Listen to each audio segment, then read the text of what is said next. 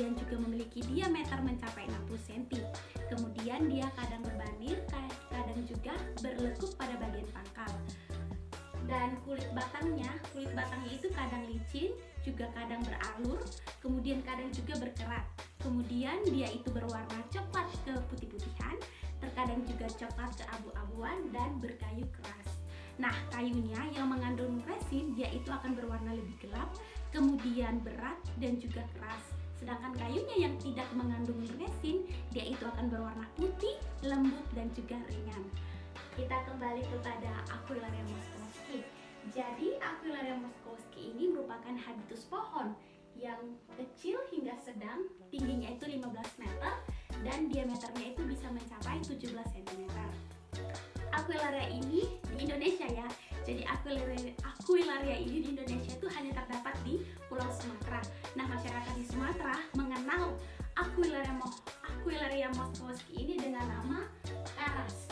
Kemudian tempat tumbuhnya itu dia itu banyak dijumpai di lereng bukit dan dataran rendah sampai dengan ketinggian 300 meter dari permukaan laut. Kemudian status kelangkaannya itu dia termasuk rawan atau vulnerable. Nah, kita masuk kepada klasifikasi ilmiahnya ya teman-teman. Jadi Aquilaria moskowski ini termasuk dalam kingdom Plantae. Kemudian divisionya itu spermatophyta atau salah satu pohon yang berbunga.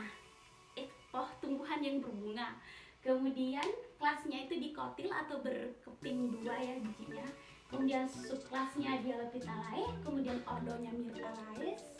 Kemudian familinya itu Timelaceae, kemudian genusnya itu Aquilaria dan spesiesnya Aquilaria moskowski. Kemudian persebaran Aquilaria moskowski. Aquilaria moskowski ini juga terdapat di Malaysia seperti Terengganu, Pahang dan juga Johor. Kemudian kalau di Indonesia sendiri dia itu hanya terdapat di Pulau Sumatera. Kemudian juga terdapat di Riau. Kepulauan Riau. Oke, kemudian hama dan penyakit. Hama dan penyakit pada pohon jenis Aquilaria moskowski ini berupa ulat daun atau Heurtia vitesoides, kemudian kayu putih dan belalang, penyakit jamur dan bakteri yang menyerang perakaran. Kita masuk kepada bagian-bagian tubuh dari Aquilaria moskowski ini ya. Jadi daunnya itu ujungnya lebih lancip teman-teman. Kemudian dia itu berukuran 15 sampai 16 cm kali 8 sampai 10 cm. Kemudian perbungaan. Jadi pada saat masih perbungaan bentuknya itu seperti bentuk payung. Kemudian saat sudah menjadi bunga, bunganya itu dia itu akan berbentuk seperti tabung panjang yang berukuran 1 cm.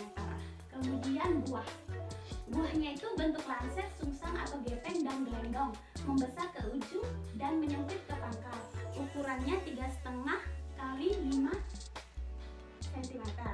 Kemudian batangnya itu tegak, lurus, warna kelabu, berkulit tipis dengan serat panjang dan kuat, rantingnya berbulu halus lebat.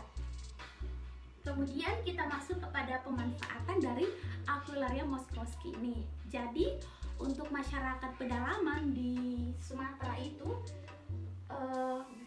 gaharu itu dimanfaatkan sebagai dupa untuk upacara ritual atau keagamaan.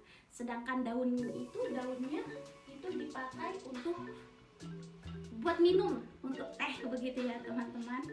Kemudian selain dia sebagai upacara ritual atau keagamaan, gaharu juga di sana itu dipakai untuk kosmetik, kemudian pengharum ruangan, pengharum tubuh, kemudian aromaterapi, sabun dan body lotion. Kemudian bijinya itu dimakan oleh burung dan kayunya dimakan oleh larva kumbang. Oke, sekian dan terima kasih teman-teman atas waktu kalian menyaksikan saya. Kalau ada pertanyaan mengenai Aquilaria moskowski bisa ditanya di kolom komentar. Terima kasih teman-teman. Selamat pagi, salam sejahtera buat kita semua. Salam rimba, lestari.